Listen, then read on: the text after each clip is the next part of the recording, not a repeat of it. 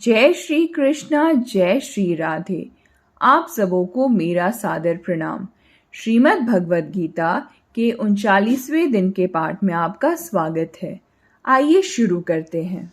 संबंध। अर्जुन ने यह कहा कि स्वजनों को मारने से किसी प्रकार का भी हित होने की संभावना नहीं है।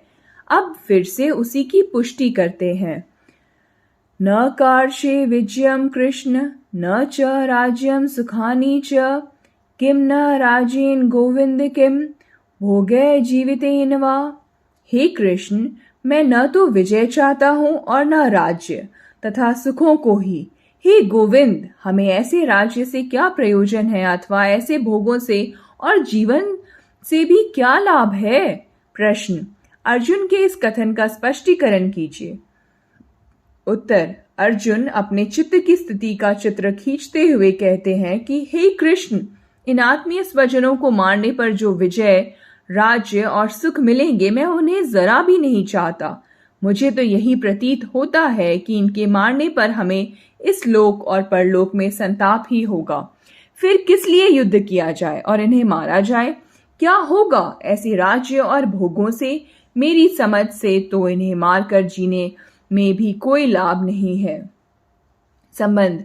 अब अर्जुन स्वजन वध से मिलने वाले भाग्य, राज्य, भोगादिकों को न चाहने का कारण दिखलाते हैं।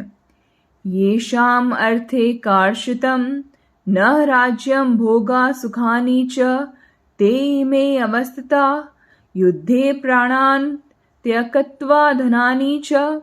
हमें जिनके लिए राज्य, भोग और सुखादि अभिष्ट हैं, वे ही ये सब धन और जीवन की आशा को त्याग कर युद्ध में खड़े हैं। प्रश्न। अर्जुन के इस कथन का क्या तात्पर्य है? उत्तर। यहाँ अर्जुन यह कह रहे हैं कि मुझको अपने लिए तो राज्य, भोग और सुखादि की आवश्यकता ही नहीं है, क्योंकि मैं जानता हूँ कि न तो इनमें स्थायी आनंद ही है और न ये स्वयं ही नित्य है। मैं तो इन भाई बंधु आदि स्वजनों के लिए ही राज्य आदि की इच्छा करता था, परंतु मैं देखता हूँ कि ये सब युद्ध में प्राण देने के लिए तैयार खड़े हैं। यदि इन सब की मृत्यु हो गई तो फिर राज्य, भोग और सुख आदि किस काम आवेंगे? इसलिए किसी प्रकार भी युद्ध करना उचित नहीं है। संबंध। इस प्रकार युद्ध का अनौचित्य दिखलाकर अब अर्जुन युद्ध में मरने के लिए तैयार होकर आए हुए स्वजन समुदाय में कौन कौन है, उनका संक्षेप में वर्णन करते हैं।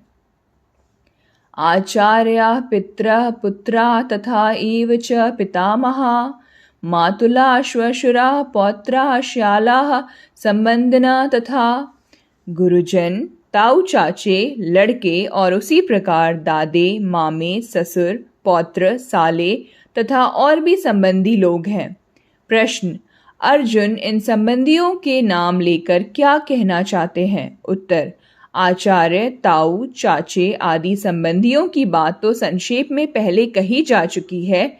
यहाँ शाला शब्द से धृष्टद्युम्न, शिखंडी और सुरत आदि का तथा संबंधन से जयद्रथ आदि का स्मरण कराकर वे यह कहना चाहते हैं कि संसार में मनुष्य अपने प्यारे संबंधियों के ही लिए तो भोगों का संग्रह किया करता है।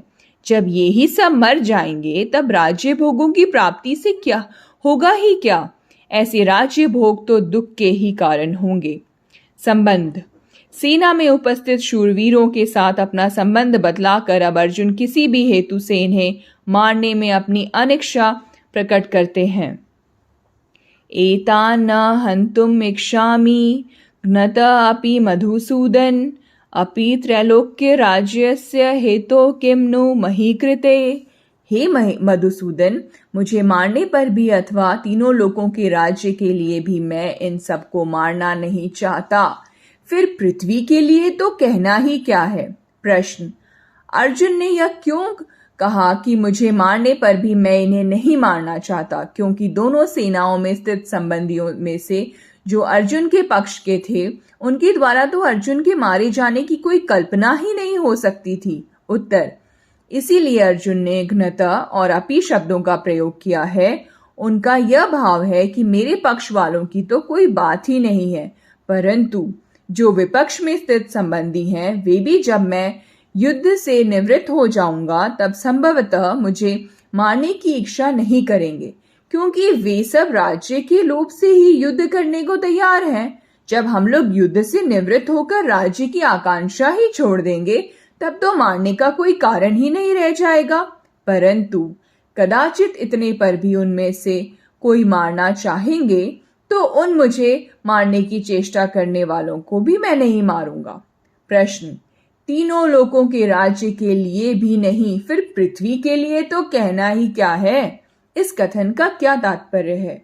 उत्तर: इससे अर्जुन ने यह भाव दिखलाया है कि पृथ्वी के राज्य और सुखों की तो बात ही कौन सी है। आज के लिए इतना ही। वीडियो पूरा देखने के लिए आपका बहुत बहुत धन्यवाद। जय श्री कृष्ण।